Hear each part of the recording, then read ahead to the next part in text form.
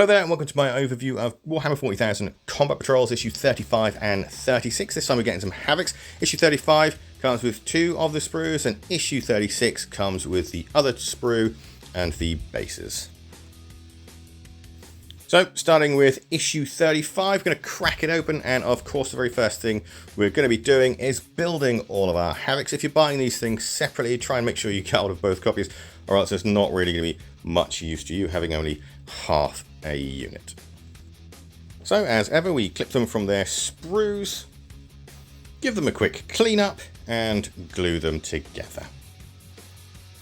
And I've got to say, they're a very fantastic looking bunch. I've always wanted some Chaos Havocs, but for some reason I've never actually got around to getting some, so I'm well happy with this set.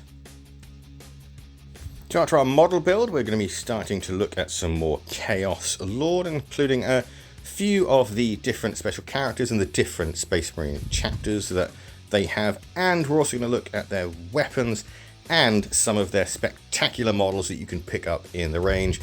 So the Obliterators are some of my favourites. Following that, we've got a couple of pages of a short story of the Eldari versus Orcs. Again, can't wait to get my hands on these Orcs. And after that, we're looking at the naming table for the Havocs and of course their datasheet on the back. If you're subscribed to these, you'll already have that datasheet.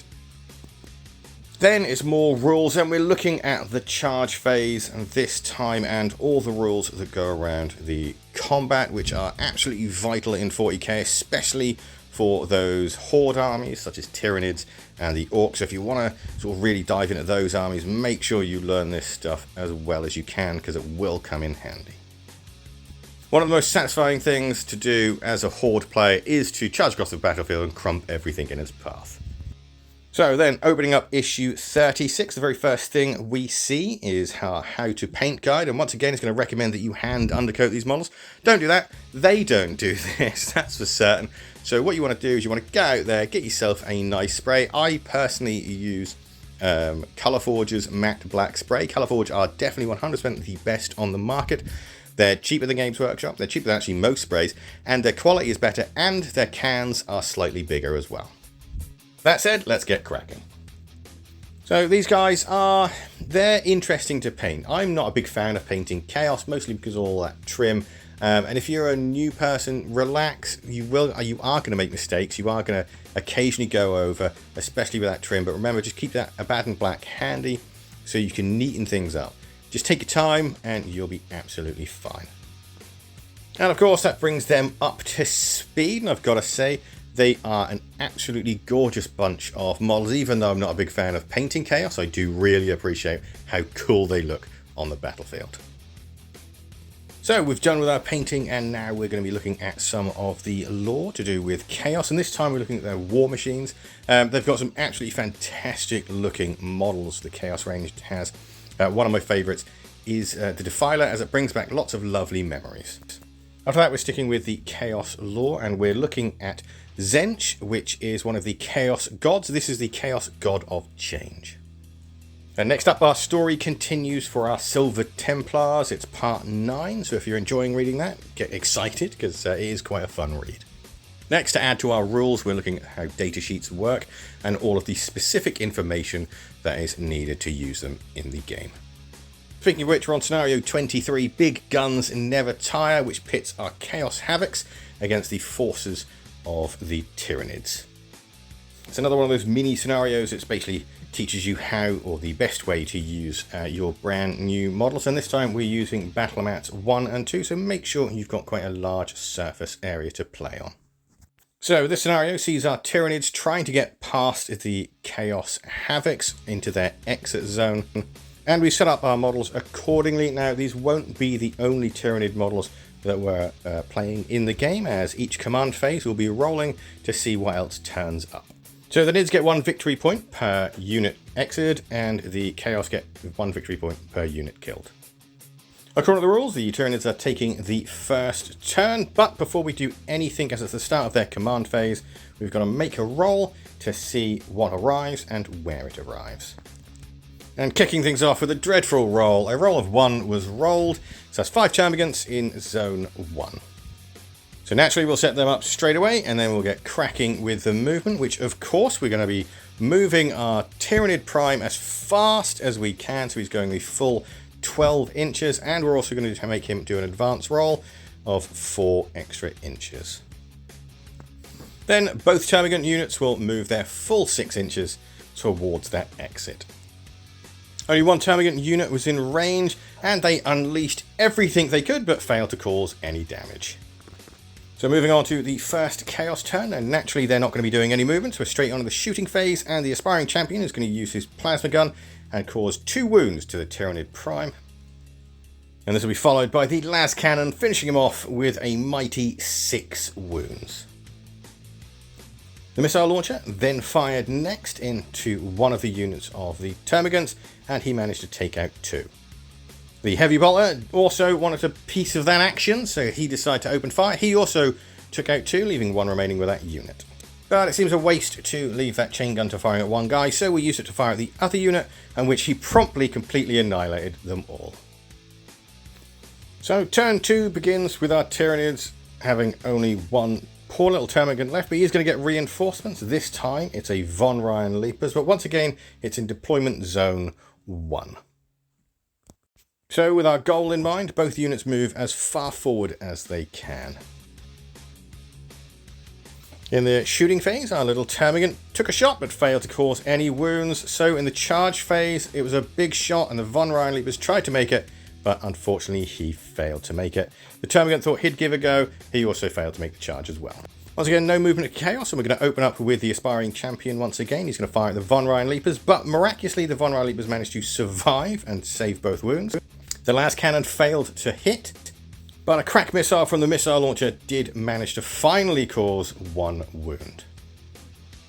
Next up was the Heavy Bolter, and he let loose, and he also managed to cause a wound, so it all came down to the Chaos Chain Gun. Naturally, we don't want that Von Ryan's Leaper getting into combat, as that's going to cause huge problems for the unit, so he let loose with everything, only hitting with 4. So it's okay, he only needed 1 wound to die, which thankfully we managed to get 3 wounds on him. But in a squeaky bum time moment, as I only saw the 6s, he did manage to lose his last wound. That's quite lucky, as we don't want those Von Ryan Leapers getting into combat. At the beginning of turn 3, it's looking bleak for the Tyranids. It's highly unlikely they're even going to get 1 point, and they roll some more reinforcements. This time it's number 4, which is 5 more Termagants in deployment zone 2. So we'll set those guys up for... Hopefully they'll get lucky. They won't. They're just going to get chewed through, but you never know. So both units move forward, with the single lone Termagant moving an extra 2 inches in hopes that he could have reached it to the exit zone, but sadly he doesn't make it. The other ones move as far forward as they can while still being able to shoot, in hopes to actually damage these huge Chaos Space Marines at least a little. Sadly though, their hopes were absolutely dashed as all 5 shots just bounced off the armour.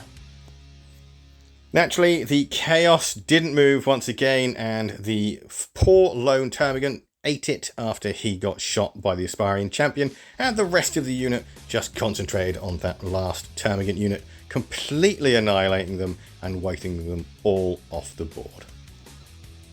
So the bleakness continues as there's nothing left on the board for the Tyranids. 2 Barb Gaunts turned up, but I thought I'd just leave them there. There's no way the Tyranids are going to score any victory points whatsoever, so I thought try and do as much damage as possible, which unfortunately for our brave Barb Gaunts was absolutely bupkis. They did get a respectable 8 shots, but those 8 shots led to only 1 wound, sadly, and I decided that I would put that on the Heavy Bolter.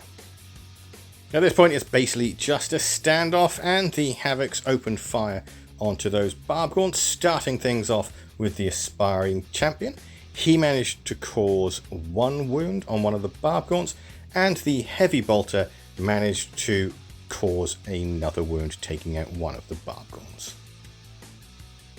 Then the Missile Launcher unleashed a crack missile, taking out the remaining Barb Gaunt, once again clearing the board of any of those pesky Tyranids. So at the beginning of the final turn, the Chaos stand alone once again, and 5 Termagants turn up to pointlessly get killed. At this point, you'd think the Tyranids would just give up and find a different way to the exit zone, but they seemingly are determined to carry on.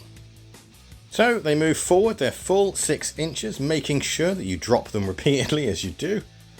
And they open fire onto those Havocs in the hope to at least kill that one heavy bolter. But alas, the dice were not on their side. They did manage to score 2 hits. Both those hits wounded, but they failed to actually cause any damage. So it's all over but the crying, as the Chaos are basically going to eliminate this last unit. We kick things off with the aspiring champion.